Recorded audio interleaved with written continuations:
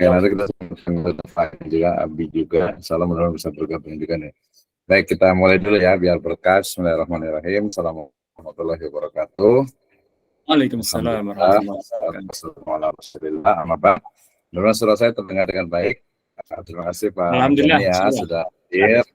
Ya, ini diskusinya mudah saja. Jadi pertama mungkin bisa diceritakan dulu seperti apa latarnya, ya, kemudian kemudian seperti apa. Nah, mungkin kita akan berkata dari situ. Silakan, Jani. Siap, Kak. Terima kasih Pak Prof sudah mau direpoti tentang konsultasi disertasi ini, Prof. Saya Ahmad Yani Nasution. Saat ini lagi mahasiswa aktif SPS UIN Jakarta, ngambil konsentrasi hukum Islam. S1 saya itu mantap, lanjut. S2 itu hukum keluarga Islam. Nah, namun di hukum keluarga Islam waktu saya di UIN Suska itu Riau, itu meski saya hukum keluarga Islam, tapi tesis saya itu perspektif 4 mazhab. Ta'addud al-Jum'ah perspektif 4 mazhab. Ya. Nah, itu jadi kemudian di di SPS ini saya akan coba fokus di hukum keluarga Islam ini.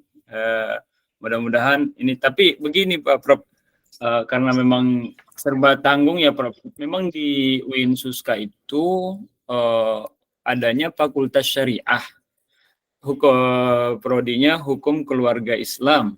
Nah, tapi mata kuliahnya lebih kepada fikih perbandingan dan hukum keluarga Islamnya tidak terlalu banyak gitu ya. Dan tesis saya juga hukum perbandingan mazhab, fikih perbandingan mazhab. Nah, sekarang ini saya mau nyoba ini, mau buat disertasi. Tapi kemarin ini saya masukin saya review disertasi, banyak perbaikan. Akhirnya oleh Prof-nya bilang ini terlalu sulit buat kamu, coba cari yang lain. Begitu ya. Iya, jadi iya Prof.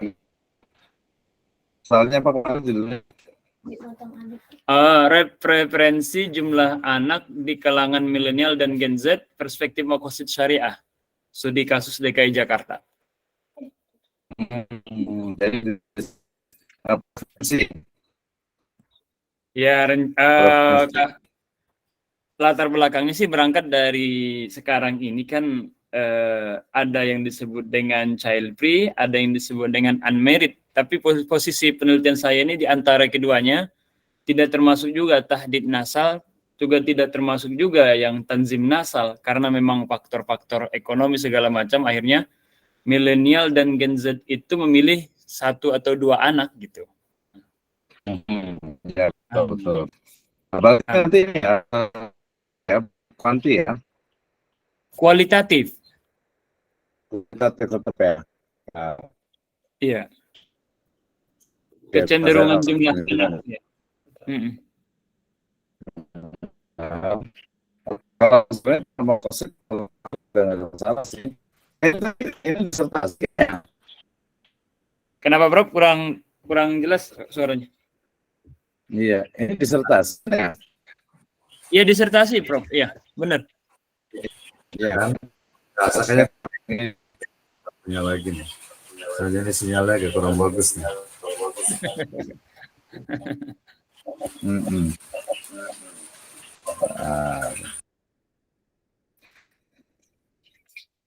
Oke, jadi apa saya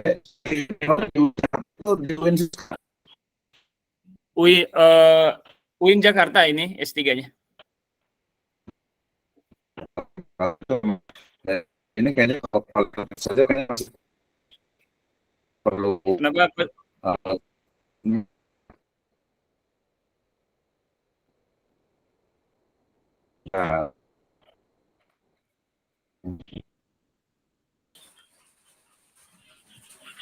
Oke, saya pakai yang ini aja. Ayo. Ini sinyalnya yang ini agak-agak bermasalah sedikit nih. Iya, Pak. Ya, oke. Iya. Jadi dari sisi ini, dari sisi apa? Sebenarnya kalau mamanya Win Jakarta kemarin saya sempat bantuin juga disertasi, yaitu memang sebenarnya sih lebih bagus dia agak-agak ada kuantinya juga tuh. Jadi bukan hanya kuali saja. Ya, tapi kalau kuali juga dia harus betul-betul kuat gitu. Tadi judulnya apa? Judulnya yang diajukan tapi ditolak ya? Tidak ditolak, tapi kesannya kalau kamu lakukan ini, sudah ada model begini mahasiswa sebelumnya, dosen promotornya bosan, mahasiswanya juga sampai bosan, nggak paham-paham gitu. Apa judulnya tadi? Kalau saya preferensi jumlah anak di kalangan milenial dan Gen Z, perspektif makosid syariah. Iya. Oke. Ya, sebenarnya dia kualitatif bisa, tapi kan tetap aja dia harus ada survei kan ya. Tetap Iya ada betul. interpretasinya itu. Ya. Sebenarnya lebih bagus kalau dia ada kuantinya juga sih, tapi kalau kuali juga nanti berkembang aja, ikuti saja. Jadi kalau untuk awal itu. Nah, cuman kalau menurut saya sih memang terlalu ini ya, terlalu apa ya, terlalu simple kali ya, karena dia hanya preferensi saja ya. Nanti Iya, jadi iya. walaupun sebenarnya bisa ke arah itu sih, jadi lebih ke arah kepada ya mungkin generasi itu mereka kenapa milih yang tadi kan yang child free kan ya, child free sama mungkin juga nggak menikah dan lain sebagainya gitu kan ya. Nah itu, jadi masalahnya itu sebenarnya memang masih kurang tajam sih. Nah itu, sebenarnya kalau masalah itu tadi ya tahdidul aulat sebenarnya masih bisa masuk tuh. Jadi Iya. pembatasan itu dia bisa gitu ya. Jadi masih bisa dikembangkan. Jadi dalam konteks sekarang itu bisa jadi mungkin mengalami perubahan tuh. Artinya perubahan yang sifatnya itu memang ya sudah tadi definisi 2 anak cukup mungkin juga relevan juga gitu. Mungkin kayak semacam reaktualisasi tuh berarti. Jadi reaktualisasi hanya memang fokusnya itu kepada generasi itu. Menurut saya kalau memang itu bisa dikembangkan, jadi tema utamanya itu tidak berubah gitu ya, tetapi yang berubah itu adalah ininya apa cakupannya. Jadi tema utamanya tadi kan tentang pembatasan anak perspektif makosidus syariah gitu kan ya. Kecenderungan Pak Prof, kecenderungan. Iya kecenderungan kan. Ya artinya preferensi kan ya. Jadi Nah, iya, preferensi iya. dari generasi apa istilahnya itu Z dengan Y dengan Z gitu ya. Iya. Ya, sebenarnya kalau generasi Y sih dia masih 80 ke bawah ya. Iya 80 ke betul. bawah ya. Kalau saran saya sih mendingan yang Z saja yang 20 ya 2000 ya. Betul. Nah, Iya 2000 ke betul. atas gitu. Nah, cuman memang masih agak kurang nih. Saya sih masih agak kurang nih kalau mamanya generasi Z kemudian ingin tahu tentang preferensinya atau kecenderungannya. Kecenderungannya kayaknya harus ini kan harus ditambahkan lagi ya, ditambahkan lagi dengan sesuatu yang mungkin bisa memunculkan nilai novelty karena kalau di Win Jakarta nilai novelty-nya itu dia betul-betul harus nomor Iya. satu itu. Iya benar. Iya, walaupun tadi sebenarnya udah agak kegambar dikit juga sih untuk langkah awal tadi adalah tahdid itu pembatasan. Jadi pembatasan anak itu perspektifnya atau preferensinya dari mereka itu kira-kira seperti apa gitu. Seperti apa gitu. Ya Iya. tadi ya walaupun batasan itu sih sebenarnya bisa aja atau mungkin kalau diperluas dalam arti itu X, Y, Z kalau XYZ saya rasa juga mungkin bisa juga tuh. Maksudnya kita ini jadi yang 2000 ke atas kemudian 80 Yap. gitu ya. Kalau dia 10 tahun atau 20 tahun ya 80 sampai 80 sampai 2000 gitu ya. 80 sampai 2000 itu udah 20 tahun kan ya. Jadi 80 sampai 20. Jadi 80 sampai jadi kalau 80 itu kan dia ini ya masih ke Y ya. Kadang ke Y ke X itu ya. Yap. Milenial awal itu X sebenarnya sih itu. Jadi XZ sebenarnya itu. YZ sorry. YZ ya. Jadi Y itu 79 80 ya. 80 itu Y, kemudian 2000 itu Z gitu. Maksud saya itu ada kita gini. Salah satu yang kepikiran di saya itu selain ada tahdid itu adalah ini apa mungkin taghayyurul ahkam itu, taghayyurul fatwa itu. Jadi kita kayak semacam the living itu biasa kalau itu the living fikih itu. The living fikih. Artinya perubahan yang terjadi karena memang banyak faktor. Itu menurut saya menarik juga tuh. Case-nya adalah memang batasan itu. Jadi batasan apa? Bukan batasan sih ya, membatasi ya, membatasi atau mencukupkan gitu ya. Yap, yap. Mencukupkan 2 anak saja gitu ya. Karena nanti itu nanti akan kalau bisa istilahnya ke generasi sekarang juga ada juga sih beberapa yang mungkin yang memang mereka child free itu. Mungkin Nah, kalau bisa ke Jepang sih kejauhan ya kalau ke Jepang gitu ya. unmarried ya. Mungkin bisa Ya, jadi literatur review kenapa di ya. Jepang itu tidak mau punya anak, bahkan beberapa Menikah. itu tidak mau menikah gitu ya. Itu kan faktor salah satunya risetnya itu kan karena ekonomi, walaupun itu bisa dimasukkan ke latar tuh. Yap, yap. Dimasukin ke latar, masuk ke Yap. latar artinya bahwa bisa jadi tren ke depan ya di Singapura juga sudah juga, nah di Malaysia juga seperti itu juga sebenarnya gitu. Sebenarnya di Indonesia juga udah seperti itu, Indonesia juga seperti itu. Hanya Ya. mungkin teman-teman di pergerakan sama di ini aja yang mereka itu anaknya banyak gitu. Tapi secara umum sebenarnya tetap saja pembatasan ya, mereka membatasi itu tuh udah terjadi gitu. Jadi bisa, jadi tema utamanya itu adalah pembatasan top itu tema utamanya ya. Jadi case tadinya lah istilahnya gitu. Jadi pembahasannya itu adalah pembatasannya, tapi kemudian kita luaskan penelitiannya itu atau surveinya atau respondennya itu dengan sebenarnya kalau bisa 3 generasi itu lebih bagus gitu ya. 3 generasi, ya generasi X, Y, Z gitu. Jadi mungkin dari mulai 70, 80 atau mungkin bisa masuk 80 kayaknya masih masuk deh. 80 itu termasuk masih deket-deket ke baby boomers kan. Jadi 80, 90, 2000 itu. Maksudnya gini, jadi preferensi mereka kecenderungan yang 80 itu seperti apa, kemudian kecenderungan yang 90 itu seperti apa, kecenderungan yang 2000 itu seperti apa. Nah, nanti kita akan menemukan di situ satu teori yang ternyata memang perubahan itu kelihatan. Hanya memang harus Oh. kuat, ya. Hanya memang harus kuat di grounded teori dan juga respondennya.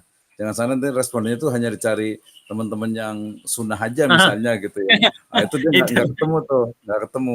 Nah mungkin juga Iya. ada pembatasan, ada pembatasan. Batasannya lagi mungkin mau di mana nih? Yang paling bagus ya Jabodetabek sih. Yang paling bagus Jabodetabek gitu. Artinya mereka kelihatan gitu. Kelihatan. Nah, termasuk juga ini ya survei jadinya.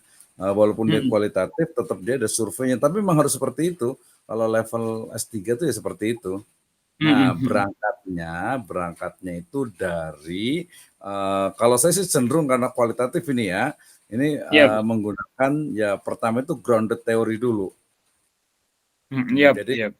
desain besarnya itu adalah grounded theory, ya teori dasar. Kemudian untuk surveinya itu pakai ya standar statistik deskriptif saja. Nah itu bisa pakai SPSS atau mungkin pakai Excel juga bisa atau pakai kalau kemarin teman itu yang di UIN Jakarta itu ya pakai Avius. Itu standar Oh, tuh. beliau berarti pakai ya kuantitatif berarti, Be? Enggak, dia sebenarnya kualitatif, cuman dipaksa sama Prof. Ois itu suruh harus ada kuantitatifnya gitu. Kalau Artinya kita saya begini, maaf saya nyela dikit. boleh. Karena kan alhamdulillah saya itu ngajar di Unpam. Mhm. Aturan baru kan walaupun udah lama ya dari 2019 itu ada tuntutan untuk doktor. Sebenarnya Betul. memang maju kena mundur kena ya, enggak ke dokter, kita terkendala di undang-undang, kemudian Mhm. maju ke dokter ini nampaknya sayanya yang nanggung ini. Enggak sih, kalau menurut saya enggak. Jadi enggak ada yang nanggung. Teman itu juga dia kan ustadz, gitu ya. Hmm. Teman itu ustadz, enggak paham sekali kuantitatif. Makanya saya bantu juga tadi tetap makosid gitu. Nah, Iya. ya kemudian nanti harus cari tim yang bisa kuanti. Banyak kok teman saya banyak juga yang bisa bantu untuk di kuanti. Ini kuantinya Iya. juga enggak kuanti itu. Ini tuh hanya kuanti ini aja, kuanti simple aja. Paling jauhnya itu regresi. Kalau saya misalnya lebih pakai kan kuantinya itu dia hanya untuk tadi menghitung survei. Iya kan kita mau ngambil tadi preferensi gitu kan. Nah, preferensi kan kecenderungan atau lebih tepatnya pendapat lah ya, Iya, pendapat iya. dari generasi X, Y, Z tentang batasan pernikahan. Dari situ nanti kita menemukan the living fikih gitu ya. Jadi apa fikih atau lebih tepatnya hukum yang bergerak gitu. Apa tuh hukum yang bergerak tuh ya? Apa namanya? Tahu nggak hukum yang bergerak kita? Saya punya bukunya tuh lupa tuh. Jadi dia ada teori hukum yang bergerak. Progresif itu. Mirip lah ya, mirip progressive law gitu Yep. ya. Tapi dia agak beda tuh. Jadi kalau kita trennya tuh pakai the living fikih.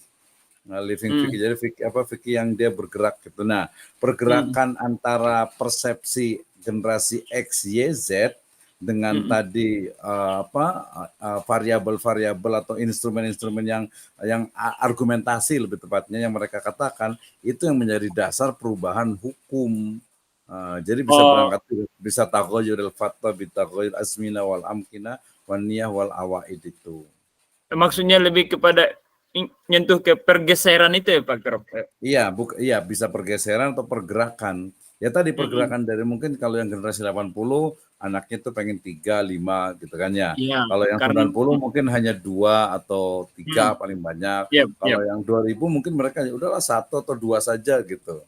Bahkan Yep, mungkin kita harusnya akan menemukan juga yang menemukan juga mungkin yang udahlah 1 aja gitu ya atau 2 atau mungkin malah nggak punya anak atau mungkin ada beberapa kecenderungan tuh memang ada juga yang udahlah nikah itu lambat termasuk sebenarnya perubahan itu disentuh sedikit perubahan usia menikah juga. Itu kan kelihatan tuh, kelihatan. Makanya kemudian ada teman juga tuh kemarin itu dia lagi disertasi juga di Win Alauddin. Dia tuh membahas tentang dia hanya kritik terhadap ini aja undang-undang undang-undang nomor 1 tahun 74 yang amandemen itu, amandemen yang apa namanya itu bahasa itu 2019 ya. Iya, jadi 19 tahun. Jadi batasan nikah usia 9 tahun dalam perspektif maslahah. Nah, itu aja. Nah, itu kan desa. Kalau itu kan lebih kepada ya maslahat dia. Kalau ini kan berarti makosid gitu. Jadi mungkin makosidnya jangan terlalu terjebak ke makosid, tapi justru perubahan. Perubahan yang terjadi. Tapi tadi, nah untuk menemukan preferensi itu kan perlu ada data. Data itu kan diperoleh dari survei. Surveinya itu berarti kan otomatis dari ya jangan accident sampling gitu ya. Jadi misalnya di Jakarta ini berapa orang targetnya gitu. Nah, itu nanti mungkin bisa ke mahasiswa S1 ataupun S2 gitu. Itu pilihan-pilihannya itu menurut saya kalau itu bisa levelnya udah cukup bagus tuh, bisa naik lah ke S3 gitu. Jadi gini urutannya itu kalau backgroundnya itu latar belakangnya kan bicara tentang tren dari generasi sekarang yang istilahnya itu child free dan sebagainya gitu, pembatasi itu. Nah, kemudian kalau kita mundur ke belakang, generasi sebelumnya juga sudah dibatasi juga, membatasi diri juga gitu kan. Nah, yang masih yang cukup itu adalah generasi 80-an, 80 sampai 90 itu sepertinya masih, walaupun juga sudah berkurang juga gitu. Nah, di generasi berikutnya ya mungkin itu perlu pakai data tuh, data ambil dari BPS atau dari mana yang menunjukkan jumlah anak. Nah, itu di latar belakang. Jadi dari data yang ditemukan terkait dengan fenomena, ini kan sebuah fenomena ya, sebuah fenomena atau fakta bahwa bertambah ke sini itu ternyata orang itu bertambah membatasi dari jumlah anak gitu kan. Nah, seperti itu. Nah, mungkin next-nya bisa jadi nanti kayak semacam prediksinya itu ya bisa jadi di Indonesia itu kayak di Singapura atau di Jepang di mana mereka itu anak satu saja gitu ya, atau mungkin ada yang udahlah nggak usah punya anak gitu kan. Itu secara fikih juga menarik sebenarnya tuh. Sempat bahas juga tentang ini, tentang apa ya hukum istilahnya itu tidak memiliki anak gitu. Jadi hukum untuk tidak child free itu child free itu gitu kan. Jadi seperti apa tuh? Nah, kita bukan di child free-nya, bukan ke hukumnya, tapi perubahan yang terjadi di masyarakat itu. Gitu. Hanya memang yang cukup ini memang di ininya di surveinya itu. Ini perlu biaya dan juga biaya dan tenaga gitu kan. Biaya dan tenaga. kecuali tadi hilangkan preferensinya itu. Jadi hilangkan, Yap, yap. nggak usah pakai pendapat, tapi kayaknya harus turun juga sih, minimal mahasiswa Unpam lah kali gitu, batasannya bisa nggak dikasih apa enggak gitu. Iya, iya, iya. Mahasiswa S2 atau S3 gitu, karena kalau enggak, ini kan tadi saya bicara ideal tuh, kalau idealnya Nah, itu yap. Jabodetabek gitu, Jabodetabek atau mungkin Jakarta gitu ya, Jakarta, kemudian itu juga timur, utara, selatan, barat, tengah itu Iya, harus iya, yap. tercover kan. 5, Nah, 5. iya 5 gitu kan. Jadi 5 itu harus tercover dan juga harus harus ya sampling itu betul. Itu baru penelitian gitu kan ya. Itu baru penelitian gitu kan. Kemarin kemarin itu saya pilih purposive sampling, kemudian saya upload satu kampus dari masing-masing tempat itu, saya ajukan 2 informan. Mereka bilang ini hanya kalau 2 kan 2 berarti 10 kali 2 cuma 20, ini nggak mewakili kata mereka. Iya sih. Ya kalau purposive itu kan memang biasanya untuk kualitatif memang gitu. Jadi kalau kampus ya banyak banget sih ya. Jadi karena sampling itu nggak mewakili sekali sih, nggak Iya, iya. mewakili gitu, nggak mewakili. Nanti mungkin bisa dibatasi lagi misalnya berarti responden kalau di kualitatif itu dia berarti Muslim saja misalnya.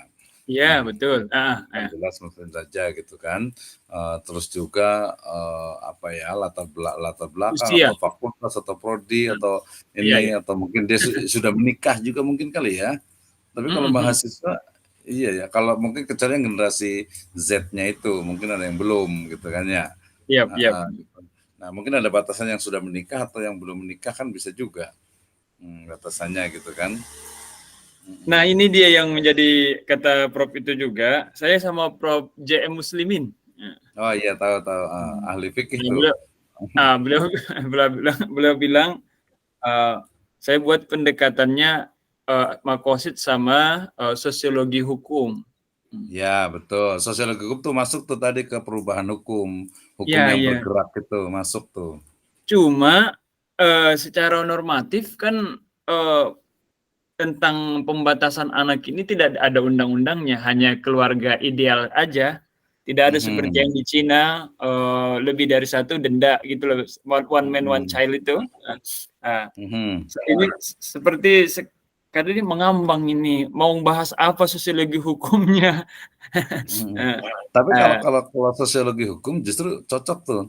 Artinya yang kita bahas tuh memang bukan hukumnya, bukan hukum positif atau bukan Iya. hukum normatif, tapi pergerakannya itu, ya pergerakan.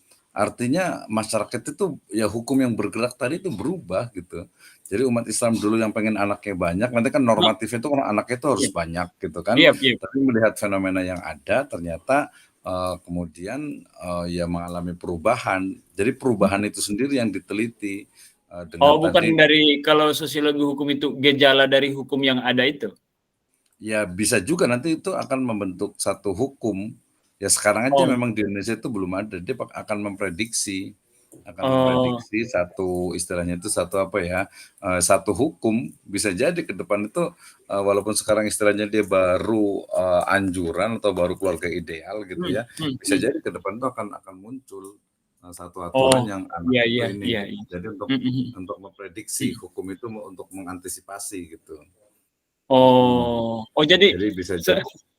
Sosiologi hukum itu tidak harus memang ada normatifnya ya Prof ya. Iya, Undang-undangnya. Iya. Kalau justru kalau namanya sosiologi hukum dia lebih kepada pembentukan hukum malah.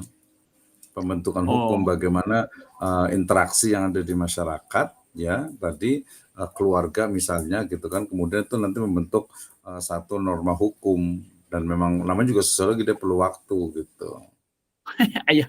Itu yang mungkin oleh Prof itu bilang ini kamu nggak sanggup gitu. Iya, tadi kalau surveinya sih kecuali dari profesor itu disebutkan, yaudahlah surveinya di kampus aja boleh, dibatasi di kampus, kemudian tadi ya jangan 2 sih memang lah ya, minimal 5 kali harusnya ya. Jadi kalau bisa tuh di atas 100 lah itunya, bukan responden ya, kalau gitu, itu iya, jadi istilahnya itu informan. respondennya Informal itu kalau kualitatif, ini nanti kan ada respon, tetap aja dia kan tetap harus ada itunya. Kalau informal Oh. bolehlah kualitatif gitu. Tapi kalau saya cenderung, tapi kalau mau ya nggak apa-apa, ajukan yang kualitatif dulu. Kalau maksa suruh kuantitatif ya pakai aja kuantitatif. Sebenarnya deskriptif juga mudah sih sebenarnya. Oh, Uh, iya iya iya. bahkan nanti di level berikutnya yang insya Allah ini ya diterima, itu pertama kuantitatif dulu baru kualitatif. Jadi kuantitatifnya itu biasanya ini aja, misalnya ekonomi, pendidikan, kemudian lingkungan terhadap pilihan jumlah anak. Dari situ itu data valid tuh ilmiah gitu kan. Nah setelah itu baru kita kualitatifkan. Jadi pertamanya itu misalnya nih ya, pengaruh misalnya ekonomi keluarga, kemudian mungkin lingkungan ya terhadap pilihan pembatasan jumlah anak generasi X, Y, Z di Jakarta gitu misalnya. Nah kalau itu udah temukan, nah ini ya gampang pakai korelasi linear berganda aja. Pakai views itu nyuruh orang juga bisa gampang banyak tuh. Oh begitu. Nah setelah itu dapat kita temukan datanya, oh ternyata yang memengaruhi mereka itu membatasi jumlah anak itu adalah karena faktor ekonomi gitu ya, karena mungkin lingkungan gitu ya, atau karena mungkin pekerjaan bisa juga aktivitas gitu ya. Nah itu kalau bisa sih 3 malah X1, X2, X3 gitu. Gak apa-apa. Itu kemarin pas ujian juga, itu ditanya juga nggak bisa. Itu, tapi lulus kumlot lah gitu. Tapi harusnya tahu lah gitu ya. Minimal tahu, oh ternyata jadi masalah utamanya itu kan tadi balik lagi ke pilihan kalau itu. Jadi pilihan kenapa orang itu memilih membatasi jumlah anaknya gitu. Nah, judul awal pas lagi review itu saya bilangnya keputusan keluarga milenial dan Z terhadap memilih 1 atau 2 anak saja gitu. Mereka bilang itu naratif banget. Saya tukar jadi preferensi gitu. Iya, sebenarnya udah bagus tuh. Menurut saya temanya udah itu aja terus. Temanya itu, cuman tadi perspektifnya memang hukum. Nah, hukum itu memang pakai sosiologi hukum yang bergerak itu. Nah, itu nanti cari itu apa ya, misalnya tadi yang paling gampang Ibnu Qayyim itu taghayyur fatwa itu. Umum itu yang menarik tuh. Taghayyur fatwa bi taghayyur azmina wal amkinah wan niyah wal awaid. Nah, nanti mungkin ada satu lagi wal awaid wal iktisad gitu. Taghayyur fatwa itu maksudnya yang itu fleksibilitas fatwa itu ya? Bukan perubahan fatwa, perubahan hukum. Jadi perubahan fatwa. Jadi misalnya nanti kan akan muncul, mungkin bisa jadi sudah akan muncul fatwa, sudah ada fatwa nih tentang boleh tidak untuk membatasi jumlah anak gitu misalnya. Sudah ada belum kira-kira fatwanya ya? Kalau membatasi jumlah anak kan itu jelas haram Ustaz, karena memang fikihnya dasarnya begitu ya Ustaz ya. Nah, cuma mereka ini KB, maaf. Justru itu kaitan dengan KB itu. Kan fatwa tentang KB udah banyak. Oh ya, tanzim. Kalau itu lebih ke tanzim. Iya. Apa itu? Iya, artinya memang dia mengatur kan ya. Iya, mengatur. Walaupun ujung-ujungnya juga sebenarnya membatasi juga. Iya. Membatasi. Nah, termasuk mungkin ada kritik di situ, ada background juga tuh, background kritik tentang KB itu, program keluarga berencana itu. Dari situ juga bisa dimasukin di latar gitu. Iya. Tapi gini, jadi tadi kan pembatasannya itu hampir sama dengan tadi hukum tahdid itu, free child itu. Jadi itu kan pilihan, bukan sebuah yang wajib gitu. Dan itu fikih gitu kan, sehingga ya wajar saja bisa mengalami perubahan, termasuk tadi child free itu kan pilihan. Jadi bukan mau punya anak nggak punya anak kan ya itu hak gitu kan ya. Nah, Iya, hak kewajiban gitu. iya. Nah, mungkin kemana sih dengan siapa ya? Oh, ada satu video, video itu yang dibilang katanya dia nggak menikah gitu kan, perempuan itu. Ah, Dia bilang katanya apa? Ya kalau saya menikah katanya, apalagi punya anak, aduh kasihan nanti anak saya mendingan sekali aja gak usah punya anak. iya. Unmarried ya, Nah, Pak. Ya. iya gitu, unmarried itu. Karena Hmm. alasannya itu, aduh sekarang itu ngurus anak itu susah, Nah, kemudian susah. tantangannya itu terlalu berat gitu. Nah, Mm-mm. tapi itu kan sosialnya. Nah, Iya, tapi iya. apakah nanti tentang normatifnya ya Mm-mm. dilihat gitu, dilihat juga. Nah, Mm-mm. jadi lebih kepada tadi itu tentang pembatasan gitu ya, pembatasan itu. Kemudian juga tadi fatwanya itu adalah fatwa tentang keluarga berencana. Nah, itu cari tuh, saya yakin banyak gitu. Itu bisa jadi istilahnya itu perubahan itu, perubahan hukum lah. Jadi tawil fatwa itu Ibnu Qayyim kan di itu kan Al-Muwafaqat itu kan. Jadi perubahan sebenarnya aslinya itu perubahan fatwa. Perubahan fatwa terjadi karena perubahan tempat, Zaman. waktu, Nah, kemudian Azman awaid. betul. Mm-mm. Azminah itu juga. Nah, tapi ada kaidah lain juga memang taghyirul ahkam, ya perubahan Iya, iya, itu hukum. yang sering dengar Iya, itu. yang sering Ya. itu. Padahal originalnya itu adalah fatwa sebenarnya itu. Ya fatwa itu ya Oh, produk hukum gitu ya. iya, iya. Iya kan? Nah, gitu. Jadi dari situ bisa berangkatnya dari situ bahwa nanti ujungnya kesimpulannya itu novelty-nya itu adalah tadi mungkin bisa jadi kita mengatakan ya boleh gitu. Child free itu juga boleh gitu. Dengan Mm-mm. melihat fenomena, dengan melihat Iya. mungkin sekarang itu yang ada gitu. Ya agak-agak Mm-mm. beda memang biasanya itu. Tapi kan kita bicara tentang hukum. Nah, bicara hukum itu nggak bisa apa ya istilahnya itu eh, fikih kemudian juga norma di masyarakat nggak bisa. Mm-mm. Ya Mm-mm. nggak bisa lah kalau istilahnya itu ya memang boleh gitu kan. Emang boleh gitu, nggak ada alasan untuk nggak boleh gitu Iya, dia bisa punya anak gitu kan, tapi nggak iya, mau punya anak gitu, kan iya. boleh aja gitu. Nah, Perintah gitu. agamanya juga memang kan anjuran ya, Pak ya. Nabi Iya, berbangga-bangga dengan iya. banyaknya keturunannya. Nanti mungkin ya itu kan dia, nah definisi anjuran itu kan dia tetap aja ke ini kan ke akamul khamsah kan. Tahap, iya, iya, iya. Akamul khamsah itu apakah dia menjadi wajib gitu. Mm-mm. Nah, itu Oh iya, agak iya. sedikit ini kayaknya sih kalau Win Oh. sih cocok sih, agak sedikit beda lah gitu ya. Jadi mungkin judulnya bisa jadi akan berubah. Judulnya itu adalah mungkin bisa spesifik ke child free-nya biar ada Oh, kekiniannya juga. iya, ya. Mm-mm. Jadi child free-nya itu bisa diangkat gitu. Karena nanti ujungnya di sana, Oh, gitu. Itu ada nilai apa ya? Ada isu kontemporernya lah yang dibahas gitu. Jadi kalau hanya perubahan saja, ya udah dia hanya mendeskripsikan perubahan itu, gitu kan? nggak bisa di nggak bisa di ini kan, Prof, difokuskan ke yang antara child free dan unmarried itu. Khusus memang untuk karena memang mereka mau me time, kemudian karena udah capek bekerja memang mereka satu atau dua gitu ya, Prof ya. Jadi supaya Ya, tidak menyentuh child free sama unmarried itu bisa nggak itu ya? seharusnya bisa, tapi saya khawatir datanya itu Iya, kurang iya, kredibel ya, iya, kurang iya. valid ya. Kecuali tadi kalau mau seperti itu mungkin bisa jadi hampir pure kuantitatif itu. Kualitatifnya ada Oh, tapi nggak terlalu iya, banyak. iya, Jadi iya. betul-betul survei, Mm-mm. survei yang menunjukkan bahwa betul loh ini alasannya gitu. Mm-mm, Nah, mm-mm. itu juga harus dipisahkan juga, istilahnya itu sampelnya.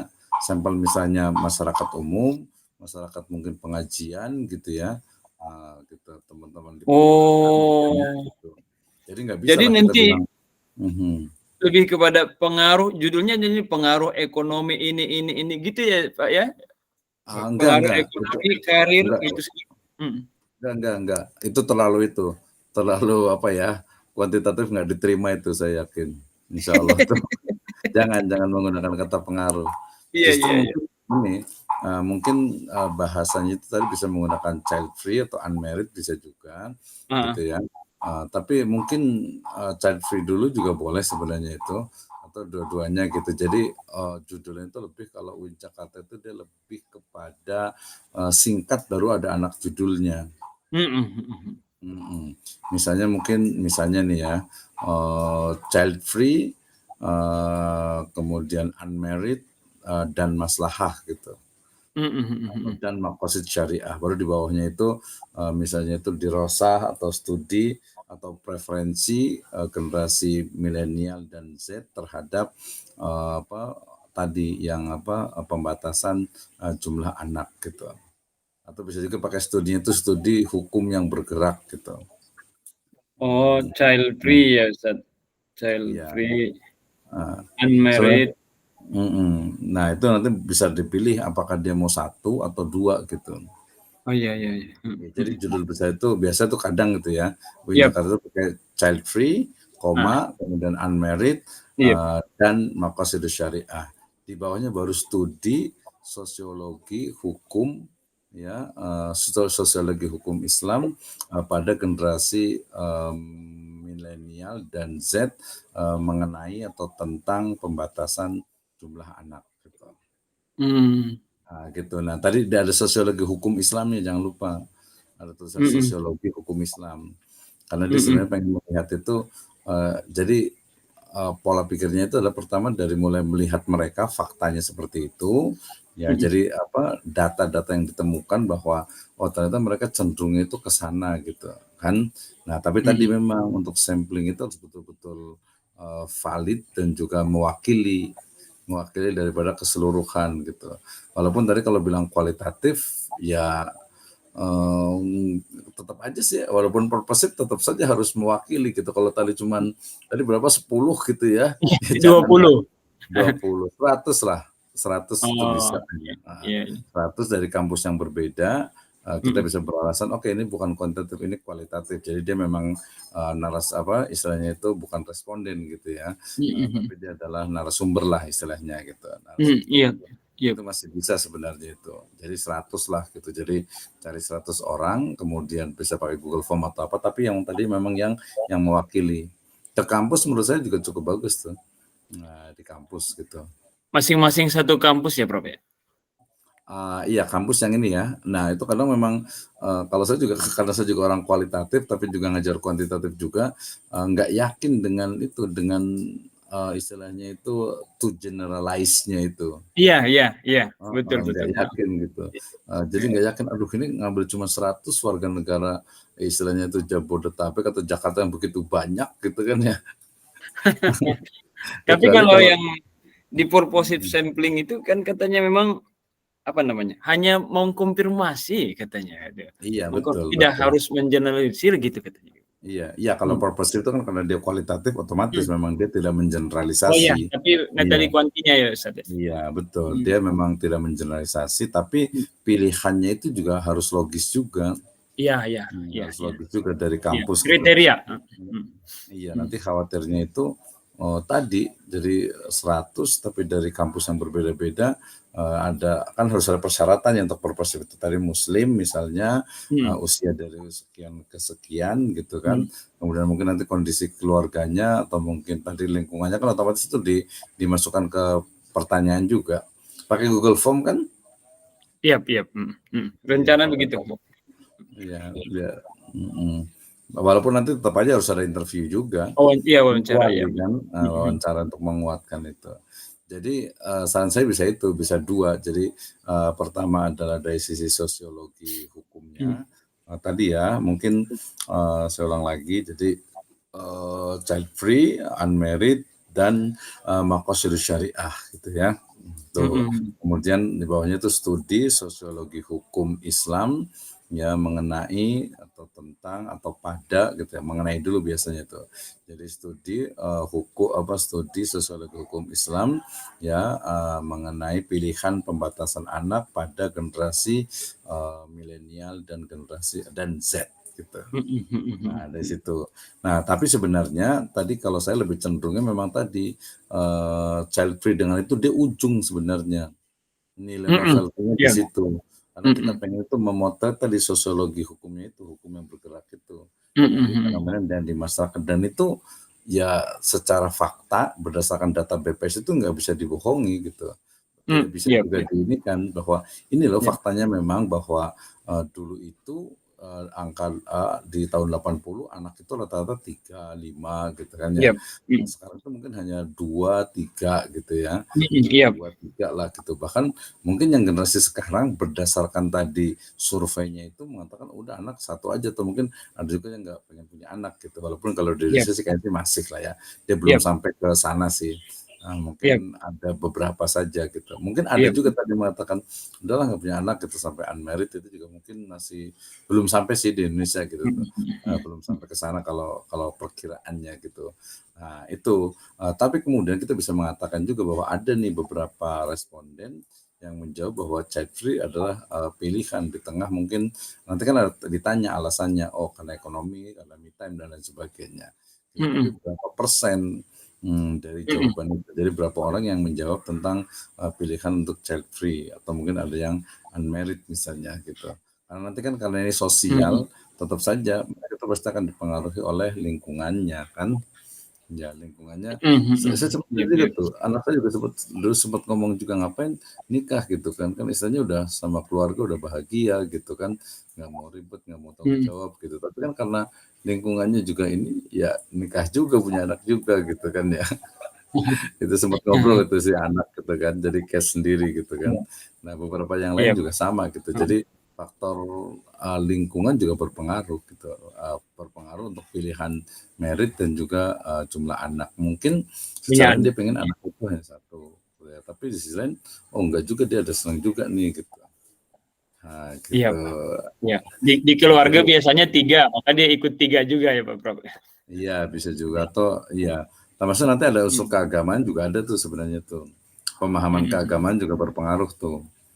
Kalau di tempat saya di sini tuh anak rata-rata itu 5, 7, 8 tuh masih kan di pesantren di sini gitu kan ya. Tapi itu kan sedikit sebenarnya. Maksudnya sedikit itu dibanding dengan masyarakat di luar sana, itu jumlah yang di sini tuh sedikit gitu. Oh iya, Prof. Paham itunya ya. Jadi Iya, saya kan iya. tinggal di lingkungan pesantren nih.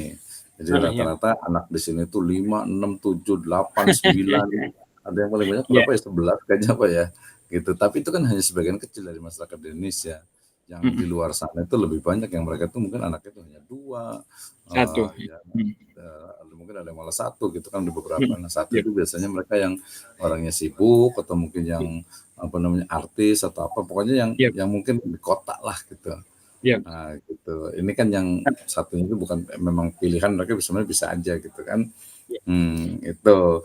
Jadi cenderungnya ke situ. Nah, tapi yang paling penting adalah memang ini, apa sih istilahnya itu, komunikasi dengan pembimbing, harus intens itu. Jadi tadi ya jangan maju kena, mundur kena, jangan mundur, harusnya maju terus gitu. Karena yang dinilai itu sebenarnya teman itu juga sebenarnya, ya bukan ngomongin ya, nggak tahu ini orang itu, sebenarnya Iya. kemampuannya itu pas-pasan banget gitu. Mm-mm. Pas-pasan banget, cuman dia tuh apa coba, ya mungkin karena orang pergerakan Gigih. gitu ya, dia Iya, bukan iya, orang iya. aktivis PMI atau apa gitu kan. Jadi setiap ke Prof Ois tuh, setiap itu kasih profesor tuh kasih bawa apa, Iya. talos lah, bawa makanan, walaupun saya sebenarnya nggak setuju sih gitu, tapi namanya kadang manusia gitu ya, kadang manusia juga ini Gratifikasi juga. ya, Pak. Mirip gratifikasi, tapi kan cuma talas doang, paling talas, pisang tanduk gitu kan, dari Bogor sini nih gitu. Iya. Ya terus seperti yang namanya, mohon maaf. Jadi, nah maksud saya itu tetap saja harus maju gitu. Iya. Harus maju nanti, karena yang dinilai itu sebenarnya bukan hanya kecerdasan, tapi sebenarnya lebih ke keseriusan, ketelatenan ya, dan juga istiqomah lah gitu ya, konsisten. Tapi Ya memang perlu sampai harus berdarah-darah dulu sih. Ustadz, itu tentang sampling itu memungkinkan nggak dapat itu ya? Kalau zaman sekarang justru lebih gampang malah sebenarnya. Maksudnya tadi yang untuk kan yang sah nggak sampling pakai proposip tadi itu dengan 100 gitu? Kalau kualitatif bisa diterima 100. Tapi tadi Bisa. kita mix dengan kuantitatif gitu, gimana tuh? Iya, itunya sebenarnya itu mix-nya itu hanya dengan ini aja, sama aja sih buat survei juga. Dia bisa deskriptif, itu yang paling kita usulkan. Tapi kalau dari profesor pengen udah pakai korelasi aja gitu, kita buat pakai korelasi. Oh iya. Sip. Korelasinya tadi, di korelasinya sebenarnya, atau kalau bisa pure kuantitatifnya adalah gini. Jadi faktor apa saja yang mempengaruhi generasi milenial dan Z itu dalam pilihan membatasi anak. Jumlah Gitu. anak. Mm-mm. Kayaknya kalau menurut saya yang masih relevan itu adalah pembatasan memang sih, bukan child free. Iya, Karena kalau iya. child free itu kayaknya masih sedikit lah di Indonesia itu ya, belum Iya, begitu banyak iya, gitu. iya. Belum begitu Ada banyak. 8%, Pak. 8% ya. Iya, udah ada 8. Itu hasil riset ya, 8% dari apa tuh, keseluruhan atau gimana? Entah itu BPS ya, saya kurang ini. Mahasiswa Apanya saya itu? yang ngomong ada 8 atau 2% gitu. Saya lupa. Dua kayaknya, 2%. 2% yang child free gitu. Yang child free, ya termasuk dari mereka yang selebgram apa gitu ya, yang child free itu ya, Bro. Oh, itu dari BPS datanya ya, coba saya Ya, saja. ya. Data itu preferensi kan? Yep. Child free ya. Ya Yep. itu jadi kalau kecil itu juga mungkin masih belum dianggap sih, walaupun tadi itu kan tadi hanya sebagai itu apa ya, bukan siklus tapi kronologis gitu. Dari mulai anaknya banyak berdasarkan norma dalam Islam, anaknya itu harus banyak gitu kan. Tapi kemudian dia mengalami perubahan, anaknya dari 8 ke 5, 5 ke 3, 3 ke 2, 2 mungkin ke 1 dan sampai ke ujungnya itu child free gitu. Yep. Menjawab itu. Jadi mungkin itu masih prediksi. Jadi makanya hanya ini saja ya. Ini 8%. 8% ya. Iya. Ya tadi. Karena kan kita bukan melihat dari persentasinya, tapi Iya, lihat iya. dari perubahan itunya. Perubahan ternyata sudah ada nih 8%. Artinya apakah ke depan itu akan mengalami peningkatan gitu ya. Nah, mungkin sih bisa jadi ya, karena yang terjadi tadi contohnya tadi di Singapura, di Malaysia, di Jepang gitu, di Hong Kong gitu ya, mungkin di beberapa Eropa juga ada juga gitu kan. Jadi nah termasuk tadi jurnal internasionalnya tuh jangan lupa. Saya minta ke bagian perpusnya UIN Jakarta. Kemarin sudah dikasih email itu di awal-awal supaya Nah, bisa hunting ke internasional. iya betul. Kalau nggak biasa kemarin teman tuh minta dibantuin sama yang orang perpusnya. Iya. Iya. Kemarin itu saya itu kenapa pakai makosid syariah itu sebenarnya tidak seluas yang Prof baru sampaikan ini ya. Maka saya nggak terbayang itu polanya begitu. Yang saya terbayangkan itu karena saya lihat datanya, kan kelahiran itu menurut data internasional, standar internasional itu harus 2,1. 2,1 artinya satu keluarga itu suami istri harus punya anak 2 untuk menggantikan mereka supaya tidak supaya tidak defisit jumlah defisit penduduk demografi ya. berkurang. Nah, jadi Jakarta ini 1,7. Termasuk nomor 3 yang sudah mengarah kepada itu. Akhirnya nanti depopulasi ya akhirnya. Maka saya buatkan makosid syariah itu. Iya betul. Hifdzun Nasl itu ya. Iya betul, Hifdzun Nasl. Ya di sini data itu 2022 8% perempuan berusia 15 sampai 49 tahun yang pernah menikah namun belum melahirkan anak dalam keadaan hidup serta tidak menggunakan TKP. Jumlah ini meningkat dari tahun sebelumnya hanya sekitar 6%. Ini lebih ke apa ya? Ya pilihan sih ya 8% ya. Nanti boleh dilihat lagi datanya ini. Tapi data ini sebenarnya untuk tadi hukum itu kan tadi memang memprediksi dan yang perubahan itu. Kalau makosid sih sebenarnya bisa saja tapi terlalu deskriptif gitu. Terlalu deskriptif jadi kurang apa ya? Ya kurang mendalam lah kalau Hifdzun Naslnya, kecuali mau fokus ke Hifdzun Nasl gitu ya. Itu juga kayaknya dia normatif sekali memang. Tadi kalau yang Prof usulkan child free, unmarried sama makosid itu di situ sebagai bahasan ya. Iya, makos itu sebagai ya tadi bagian dari ujungnya itu. Ujungnya tadi kan di tengahnya perjalanannya itu kan tentang apa ya? Tentang sosiologi hukum Islamnya itu, perubahan hukumnya, bukan perubahan hukum sih, perubahan preferensi, perubahan pilihan. Perubahan ya. Perubahan pilihan itu, nah kemudian dia menjadi ujungnya tadi itu adalah child free dengan unmarried itu. Nah, child free dengan unmarried itu kalau kita korelasikan dengan makosid yang Hifdzun Nasl itu seperti apa, gitu. Jadi Oh, nilai kebaruannya nanti ya. akan menunjukkan bahwa bisa jadi child free itu ya boleh, unmarried itu juga ya boleh karena faktor-faktor ini gitu. Gitu. Mm-mm. Karena Apa memang nggak terlalu luas itu, Prof? kalau sebenarnya pembatasannya bisa saja. Makosidi itu mungkin tadi makanya pilihannya itu antara yang tadi sosiologi hukumnya tetap ada, kemudian Mm-mm. makosidi itu dia hanya sebagai ujung aja, ada ujung Oh, iya, terakhir. iya. Yang Iya, luasnya sebenarnya sih child free dengan unmarried itu ya ini sih apa namanya dekat. Tapi kalau membatasi mendingan child free aja sih, unmarriednya child nggak free. usah gitu. Tapi usulan saya tadi coba dua dulu aja di Mm-mm. komunikasikan dengan dosen Mm. pembimbingnya dulu. Ya, kalau dosen pembimbingnya Siap, udah siap, siap. oke, baru kita lanjut lagi. Nah, Mm. tadi berarti idenya itu Siap, dua, sosiologi siap, hukum siap. Islamnya tentang perubahan Mm-mm. fenomena yang ada di masyarakat, termasuk perubahan fenomena itu ini juga ya, apa namanya, fatwa tadi ya, fatwa dan juga pendapat para ulama ya tentang Mm-mm. pembatasan itu. Itu karena itu kan dari bagian dari sosial juga gitu. Jadi Mm-mm. mereka itu menetapkan fatwa, menetapkan hukum itu berdasarkan kan memang faktor sosial. Iya. Jadi ada Mm-mm. landasan sosiologisnya. Ya, kenapa Mm-mm. sih apa KB itu dibolehkan? Itu kan KB itu kan dulu ya lama banget ya. Nah Mm-mm. sekarang itu masih ada nggak gerakannya terus berubah atau tidak keluarga berencana ini? Gitu. Mm-mm. Nah, Yep. itu karena kalau yang dulu itu kan ya dia sebenarnya ya dibilang udah sangat berhasil itu. KB itu sangat Mm-mm. berhasil Iya, gitu kan betul, ya. efektif. Ya. Iya. Mm-mm. Walaupun tadi satu satu sisi mungkin tadi ada beberapa juga komunitas yang anaknya banyak-banyak, nah itu sebenarnya bisa dihitung juga tuh, bisa Iya. menghitung juga berapa sih sebenarnya komunitasnya gitu. Mm-mm. Berapa persen sih sebenarnya gitu, itu kan bisa dilihat tuh. Ada surveinya juga tuh, jadi berapa mungkin bisa Mm-mm. dilihat dari sisi jumlah santri mungkin gitu ya, karena orang tuanya gitu, jumlah saudara juga bisa juga sebenarnya gitu. Yep. Itu jadi dari perubahan itu kemudian nanti ujungnya adalah bahwa perubahan hukum Islam, ya perubahan hukum Islam itu ya terjadi mau tidak mau. Kalau kemudian hukum Islam itu dia tidak berubah, maka bisa jadi akan ditinggalkan gitu. Dan itu Mm-mm. sebenarnya kan hukum Islam dalam konteks fikih, bukan dalam Mm-mm. konteks syariah. Paham Mm-mm. kan ya? Yep, yep, yep. Mhm, ya, Mm-mm. jadi dalam konteks fikih, jadi hukum Islam yang dimaksud itu adalah fikih Islam.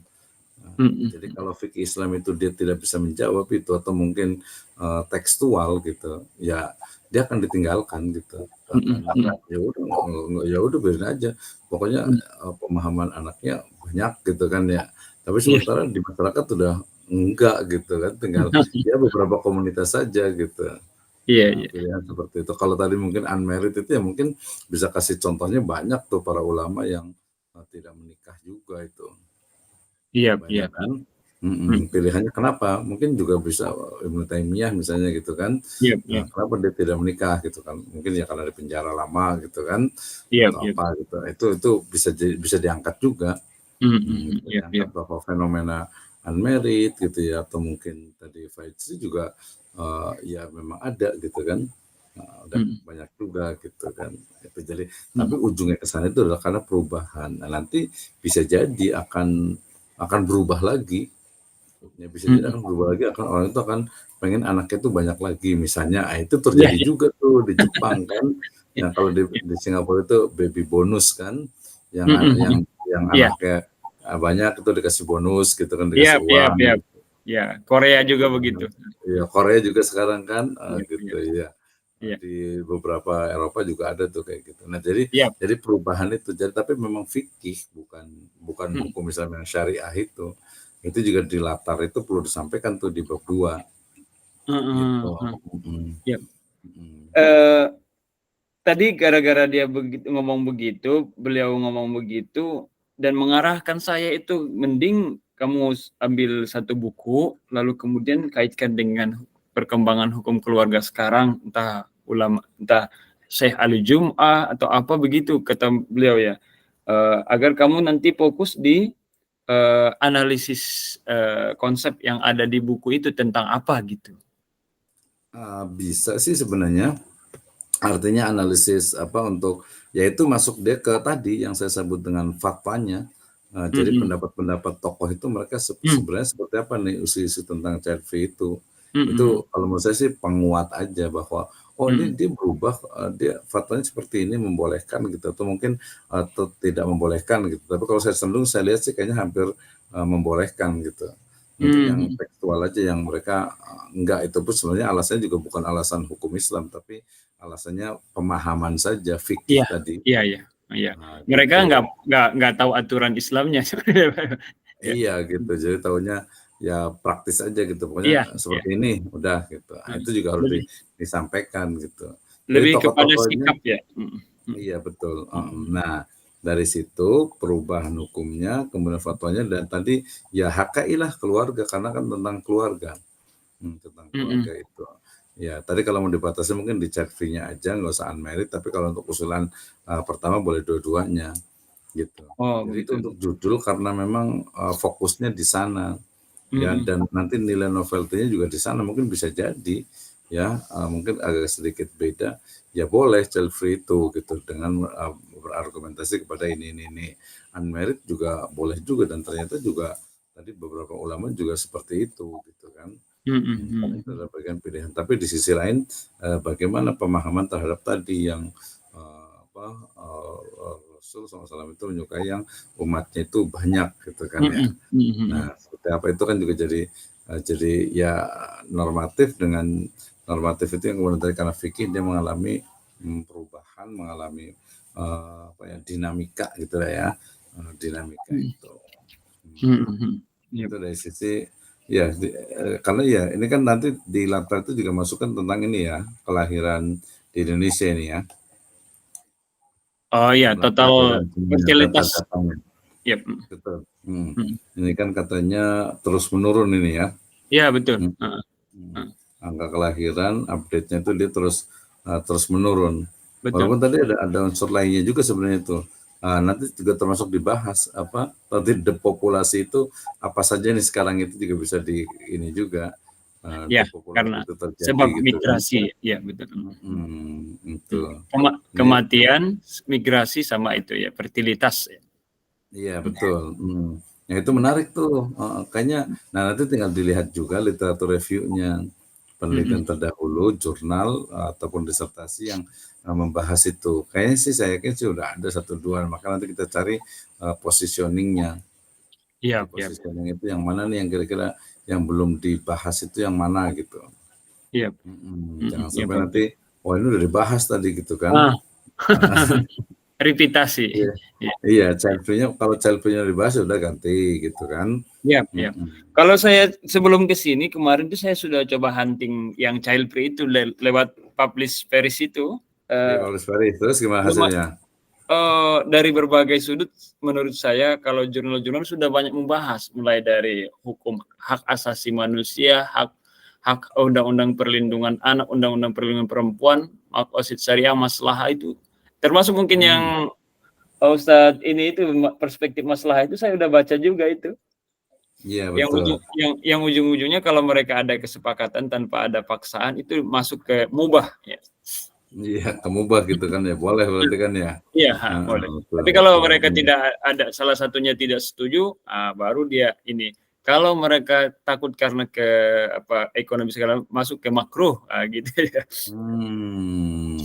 Iya, iya, iya. Ini Yang banyak sih memang nih tesis apa namanya jurnal memang cukup banyak nih. Yang tentang child keputusan free itu banyak tidak sekali. mempunyai anak itu tesis sudah banyak. Banyak kan ya. Mm-mm. Kalau disertasi? Disertasi belum nemu sih, karena mungkin saya belum tahu cara search nyarinya. Iya, harus nanti kalau ada mahasiswa suruh mahasiswa aja nyari yang disertasi, karena kan nggak boleh ngutip dari tesis kalau disertasi Iya, katanya. iya betul. Gitu saja. Kalau belum ada justru bagus gitu. Iya, Iya. tapi kalau yang kemarin seperti Sign Direct, kemudian PubMed itu saya lihat ada lebih kepada faktor semua. Ke faktor ininya ya. Iya, dan child free itu di barat Eropa itu memang udah dari dulu. Iya, dari Hmm. dulu ya. Hmm. Tapi kan definisi dulunya itu tetap saja ada Iya, proses.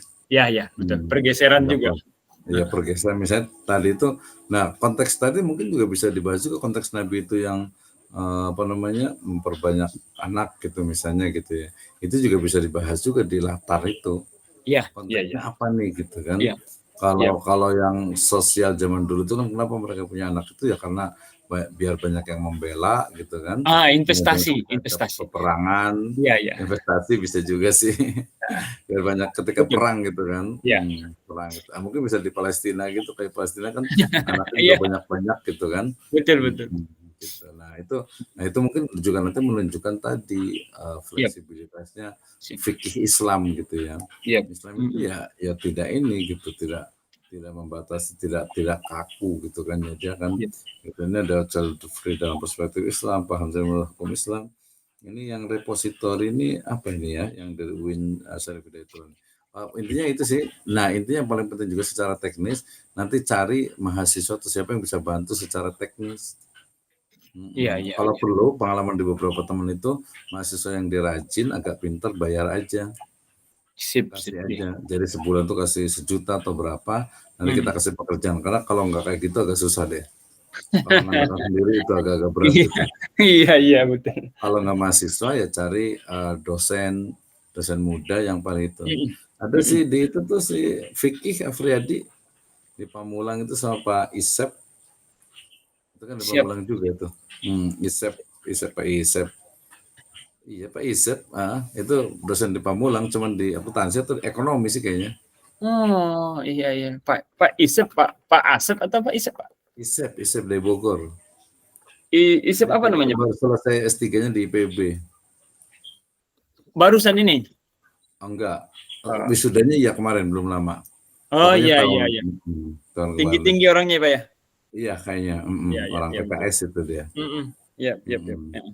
Nah, dia juga lumayan tuh untuk statistiknya itu. Maksudnya cari yang agak muda, yang bisa bantu-bantu gitu, tanya aja. Oh, iya, Bro. Kalau Gitu. gini kan kami ini kan sebelum masuk daftar proposal di review dulu. Betul. Nah, ini posisi saya ini belum masuk ujian proposal ini, Prof. Iya, Ah, belum kan ya. Iyalah jadi, otomatis. tapi kalau sudah saya dapat tanda tangannya beliau ini, ada 2 yang review waktu itu, 2 dosen. Baru saya boleh setelah revisi lagi, saya boleh maju untuk ujian proposal. Proposal, betul, iya. Jadi di kemarin juga karena beliau bilang ini sulit, ini segala macam gitu ya. Karena memang pengalaman beliau, saya maklumin, saya tidak berdiskusi lagi karena beliau. Saya yakin itu karena pengalaman beliau dan saya juga tahu kemampuan saya juga. Nah, maka ada saya opsi, Pak Prof. Menurut Prof gimana ini? Menurut saya ini yang paling aman. Ada saya judulnya itu kehidupan keluarga pernikahan dini di Kota Tangerang. Nah, saya lihat disertasi yang semisal Raden Intan, beliau di sana itu kehidupan keluarga poligami di Kota Bengkulu. Perspektif hukum Islam dan hukum positif. Dia pakai apa? Fenomenologi. Pakai apa? Tapi dia di yuridis, sosiologis gitu. Yuridis sosiologis ya. Tapi yuridis sosiologis itu kan dia perspektifnya ilmu hukum. Tapi untuk mendapatkan data itu kan berarti ya mungkin standarnya dia mungkin kualitatif, tapi betul. Tapi yang agak itu fenomenologi, kalau bisa di etnografi sebenarnya itu. Etnografi. Lebih mendalam gitu ya, lebih mendalam karena kita kan mendeskripsikan tentang kehidupan misalnya keluarga pernikahan usia dini misalnya gitu kan. Setelah itu kalau menurut saya sih agak panjang tuh, agak panjang. Jadi walaupun gini, maksud saya bisa panjang itu maksudnya yang idealis gitu ya, ideal. Soalnya kalau momennya kita hanya yang tidak ideal itu ya hanya mendeskripsikan bahwa misalnya dari 10 keluarga ternyata mereka fine aja gitu kan ya. Iya betul, itu maksud saya. Gitu kan, ya fine aja, nggak ada masalah, atau mungkin ada juga masalahnya, tapi masalah itu ya mungkin tadi tentang kedewasaan, tentang itu. Iya. Tapi tidak pengaruh ke keluarga mereka gitu maksud saya, Prof. Artinya saya mau mengungkapkan mudah-mudahan di Tangerang ini yang pernikahan kan kalau di fikih kita kan ya, Prof, yang penting balik ya. Rata-rata balik ya 15 ya Pak Prof ya. Ini 19 apakah tidak melambatkan untuk pernikahan sehingga nanti mudaratnya ya terjadi accident segala macam gitu Prof. Betul. Ya, itu juga ya apa di beberapa yang tadi teman cerita itu kan teman di Winmar itu dia memang tentang pembatasan itu. Pembatasan itu juga belum selesai sih, pembatasan usia. Saya tadi maksud saya itu kalau mendeskripsikan tentang kehidupan keluarga yang pernikahan dini gitu kan ya, itu tadi paling ideal itu ya kalau nggak fenomenologi ya etnografi gitu. Siap. Itu betul-betul datanya itu mendalam. Iya. Tapi itu bisa ya Prof ya? Harusnya bisa ya. Kalau fenomenologi itu bisa. Karena dia berangkatnya juga dari lapangan. Jadi berangkat dari lapangan bahwa ternyata dari 10 keluarga minimal gitu ya. 10 keluarga kemudian ternyata hasilnya itu adalah ya mereka itu ada beberapa permasalahan. Tapi ini harus ke lapangan sih ya. Iya, memang saya kalau yang Raden Intan tentang poligami, memang dia ambil putusan hakim yang poligami sebagai data primernya. Kemudian beliau wawancara sama 6 laki-laki, 10 perempuan. Iya, lebih kurang segitu. Begitu. Jadi kalau memang begitu berarti lebih kepada tadi itu perspektifnya itu dibanyakin, makanya beliau itu yuridis, normatif, psikologis gitu. Sosiologis. Maksud saya begini Prof. Tidak harus terlalu ya ini idealis yang penting lulus. Iya, lulus itu ya. Karena memang juga merasa juga memang ilmu tidak seberapa Prof. Enggak jadi. Enggak sih. Sebenarnya bisa juga tadi. Cuman memang tadi kalau saya kan bicaranya idealis ya. Artinya itu kalau untuk mendapatkan data itu ya kalau hanya wawancara ya kurang gitu kan. Tapi kalau mamanya grade-nya diturunkan gitu ya.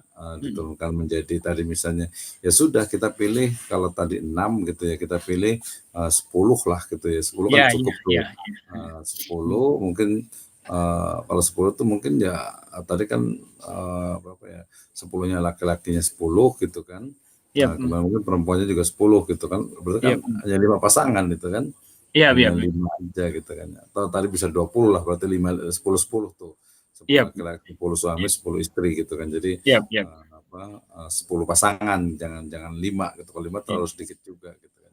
Nah, itu bisa juga seperti itu. Jadi nanti deep interview. Jadi ya dia lebih ke fenomenologi aja sih. Fenomenologi gitu ya, fenomenologi dan kita lihat ternyata masalahnya itu dia lebih terbatas memang. Batasnya udah jelas gitu dan datanya data dari KU aja. Betul. Iya betul. Gitu kan bahwa mereka menikah tuh di usia sekian. Gitu, iya. Kan? Dan untuk memastikan beliau itu memastikan datanya memang dia langsung ambil yang putusan supaya tidak mengambang. Kalau yang poligami iyalah dia karena kan memang harus ada putusannya itu jelas. Kalau ini kan kalau pernikahan dini kan biasanya dari pengakuan atau mungkin juga dari data di KUA. Kalau data di KUA kan biasanya ini sebenarnya usia sekian nih, cuman ini gitu. Nah, tadi juga dininya itu dini berapa tahun gitu kan. Dini misalnya kalau 19 dia 18 gitu kan atau 17 gitu. Iya. Itu juga pilihan Tangerang ya paling Tangerang pinggiran sih, bukan Tangerang kota. Tapi sih Pak Prof ada juga poligami yang nggak melapor itu. Oh iya banyak. Kita kan nggak ngomongin poligaminya, kita kan ngomongin tentang pernikahan dininya. Iya maksudnya kan tadi dia ngomong poligami tapi dia mungkin membuat kriterianya yang sudah dapat putusan. Iya, betul yang udah fix lah gitu. Tapi walaupun kalau menurut saya sih sebenarnya agak sedikit ini ya, kayaknya jangan terlalu ke ini standarnya. Bukan di Raden Intan sih kalau Win Jakarta itu. Iya. Iya. Tadi kalau hanya tentang kehidupan itu yuridis nggak lolos ya itu khawatir nggak lolos gitu. Itu agak sedikit. Jadi karena kan kita hanya pengen tahu saja kan hanya ingin tahu. Atau begini Ustaz, bagaimana kalau saya siapkan proposal yang begitu dulu, lalu kemudian nanti ini saya rapikan, baru saya ngadap ke Prof itu supaya nggak dibilang nggak nyari gitu. Kalau usulan saya sih 2 tetap tadi. Yang pertama itu Mhm. fokus ke sosiologi hukum Islam, Mhm. ya, Mhm. tentang Yap. takwil fatwa itu, Yap, berbasis child free itu. Terus yang yap, kedua yap. tadi sebenarnya kalau yang pernikahan apa usia dini sebenarnya bisa gitu ya, Heeh. bisa. Tapi dia pakai kajian, coba kalau bisa pakai fenomenologi atau etnografi untuk Yap, heeh. membantah bahwa definisi kedewasaan, definisi itu ternyata ya tidak benar juga gitu. Mhm, mhm, Artinya mhm. itu ya bisa saja asal mereka itu mampu, mereka itu Mhm. sudah itu bisa gitu. Mhm. Atau Yap, mungkin yap. bisa juga mendukung gitu kan, mendukung bahwasanya udah berarti nggak boleh lagi pernikahan usia dini kan bisa aja. Begini akibatnya, kan begitu Pak Prof. Iya gitu. Nah itu kan berdasarkan basis di lapangan. Iya, iya, Di siap. lapangan itu mereka, jadi kan kalau kualitatif kan pasti ngikutin yang di lapangan kan. Yang di Mhm. lapangan yang ditemukan itu apa? Nah harus jujur gitu kan. Iya, Jujur betul. bahwa oh, ternyata bener nih emang banyak masalah nih gitu kan. Mhm, mhm, mhm. Termasuk itu kalau kalau seperti itu nanti datanya dari ya PA lah di pengadilan agama kan. Yap, yap. Jadi yang cerainya itu ini berapa jumlahnya sebenarnya yang cerai karena pernikahan usia dini gitu. Nah, Siap, siap. gitu. Jadi dibuatkan dua-duanya. Cuman tadi kalau yang pernikahan pernikahan usia dini itu kita harus pilih. Jadi setelah itu apa gitu? Apa cuman setuju atau tidak setuju? Kan terlalu simpel kalau untuk disertasi. Heeh, heeh, heeh. Iya kan, misalnya tidak setuju, pokoknya ya boleh aja nikah pernikahan dini gitu kan, atau iya sangat setuju karena ini ternyata datanya itu banyak sekali permasalahannya. Nah, Hmm. gitu. Udah itu aja gitu. Novelty-nya apa? Kurang. Oh, iya, iya, iya, iya. Nilainya itu kurang gitu. Jadi kalau tadi mungkin mohon maaf mungkin kalau yang tadi kampus yang itu mungkin bisa lah kayak gitu gitu. Beberapa kampus lain juga juga bisa. Saya juga kemarin ada bantuin yang di Winsuska gitu ya. Ah, iya, Nah, iya, iya, Ustaz, ya. Winsuska itu kebetulan disertasi juga teman di Singapura itu dia Heeh. tentang dia hanya tentang metode belajar Al-Qur'an di Singapura gitu. Nilai novelty-nya apa gitu semua. Ya itu cuma deskriptif aja. Jadi Heeh. mungkin karena beda itu karena di Singapura aja gitu, karena dia orang sana juga gitu kan ya. Mhm, mhm. Jadi model pembelajaran Al-Quran di Singapura dengan modul dari MUIS itu kan. Dari MUIS terus apa idenya? Ya udah efektif tidak efektif, oh sudah efektif sudah bagus, terus masyarakat beberapa saat itu tidak menggunakannya. Ya udah kenapa alasannya? Jadi nggak novelty itu kurang gitu. Harusnya kalau mau itu kan berarti bikin metode baru harusnya gitu. Oh, iya, iya, iya, Gitu. iya, Jadi iya. ada nilai novelty-nya, ada Mhm, produknya. Jadi kalau hanya mendeskripsikan ya menurut saya agak kurang. Nah, mhm. gitu. Jadi Jadi saran nilai saya mhm, buat aja dua-duanya mhm. proposalnya, bukan proposal sih, sebenarnya kayak konsep note sebenarnya itu. Jadi hanya Oh, ringkasan awal aja begini. iya, Kita iya. punya dua nih, ininya kan untuk direview kan. Yap, yap. Mhm, mhm, Direview gitu. Jadi mhm. dua nih pilihannya kira-kira kalau Siap. tadi sosiologi hukum Islam, terus kalau yang pernikahan dini saya lebih cenderung tadi sama dengan yang di itu mungkin ke maslahah kali ya. Maslahah, Kemaslahan ya. dan sebenarnya uruf itu juga bisa juga sih sebenarnya itu. Huruf, ya. Maslahat dan uruf itu. Gitu. Siap, siap. Termasuk mungkin ya hifdzul dinnya juga bisa juga sebenarnya di situ. Heeh, Kepada yap. mereka istilahnya tadi accident gitu kan. Yap, Nah, yap, mereka Prof. bisa bikin aja gitu. Walaupun ini ya tadi kalau menurut saya juga udah agak kurang relevan juga sih ya, kecuali di daerah gitu ya. Iya. Di daerah juga rata-rata nikah itu juga udah ini gitu, jadi agak kurang visioner gitu. Tapi kalau tadi perubahan itu dia visioner karena dia akan terus berubah gitu. Dan kebetulan case-nya saja child Iya, betul, free betul. gitu. Kalau ini kalau Mhm, mau yang mhm. ini ya mungkin sama juga mirip di pembatasan. Coba fokusnya walaupun yang pernikahan dini bisa ke ini deh, bisa ke apa? Sosiologi hukum sosiologi hukum Islam aja. Itu kan lebih Oh, menarik iya, kalau siap. menurut saya. Siap, siap, siap. Normatifnya mungkin nanti ada juga hasilnya mungkin normatif. Nah, itu ya. Nah, Siap, coba siap, kita Prof. tunggu nanti kita tunggu perkembangan berikutnya nih. Siap. Ya. Makasih Kalau banyak nih, saya sih, Prof. ya dua-duanya menantang dan layak lah untuk disertasi karena 10 pasangan, 10 keluarga dengan ini lumayan itu. Siap, Bro. Oke. Siap, Oke, Prof. baik ya. Doanya, Nanti kita Bro, tunggu jangan ya. lupa, Prof. Iya, Berharap mudah-mudahan. semangat. Makasih banyak. Ya. Ya, sekian. Assalamualaikum. Afwan. Waalaikumsalam warahmatullahi wabarakatuh.